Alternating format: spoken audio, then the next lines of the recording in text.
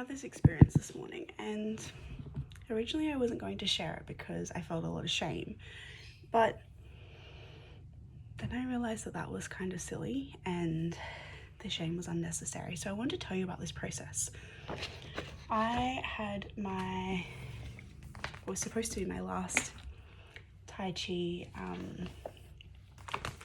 Zoom call to get my certificate this morning, and I was feeling really good about it. I hadn't practiced much this last week, but I was feeling really good about it, and I was like, I've got this. I'm feeling really good. The workshops went really well. I know I haven't practiced a lot, but I've got it organized. I've got it down. And I didn't at all have it down.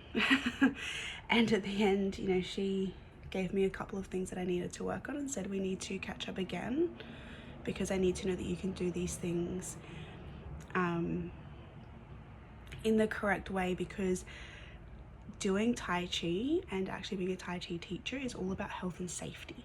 And that's one of the things with the AI videos and stuff that's coming out at the moment, is that there is a lack of health and safety. If it's showing you Tai Chi at all, a lot of the time it's not. There is a lack of health and safety around it. And so this is what we pay money for, to become certified teachers.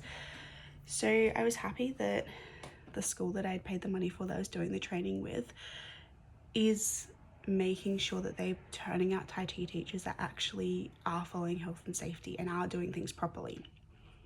But I felt really disappointed in myself, and I really felt like, oh, if I had just practiced, I would have done this properly.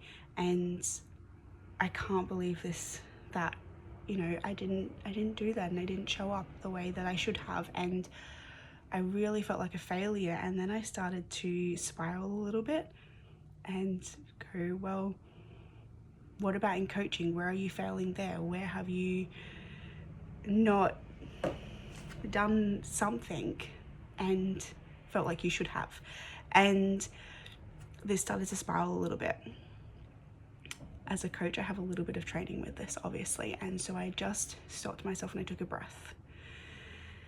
And what I remembered is that I teach people that failure is only feedback. And so I went, what is the feedback that I can get from this? And there was a couple of things.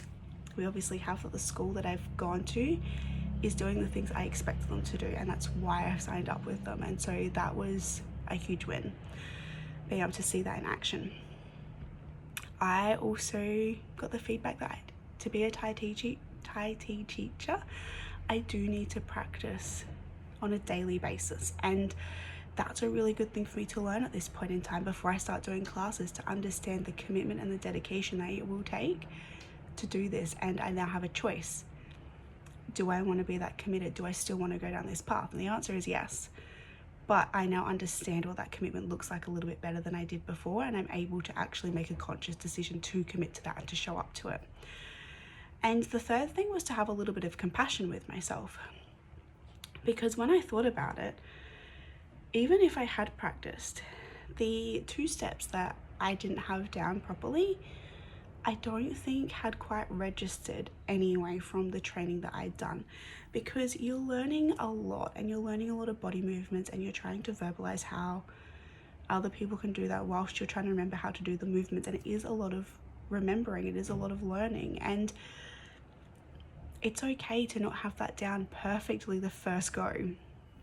It's okay that there's 2 steps that I just hadn't quite got exactly perfect yet, and that's just part of the learning process. If it was easy, then learning would be a vastly different experience. And I love to learn. I love the journey that it takes me on to get there, and those aha moments along the way. So I had a little bit of compassion with myself to go, you know what, you just learned all of this and you had, 99% of it down. Now it's just time to come in and bring these 2 things that just didn't quite make it into your memory the first time round. And that's okay, because that's the way our brains work sometimes.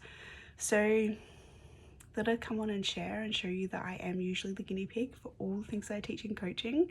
I am the guinea pig. I am constantly implementing them myself in my life, but also to give you the permission too that if something doesn't work out the first time and you start to feel like a failure, just take a breath and take a moment. And can you see it as a growth opportunity? Can you see it as an opportunity to actually go deeper with your learning, to go deeper with knowing yourself, and go deeper with your commitment to the things it is that you love to do? Because all of those opportunities are amazing, and they're the things that keep us passionate and engaged and being good at what we do, as opposed to just okay at it. So hopefully this was helpful for you. May have resonated with a few people.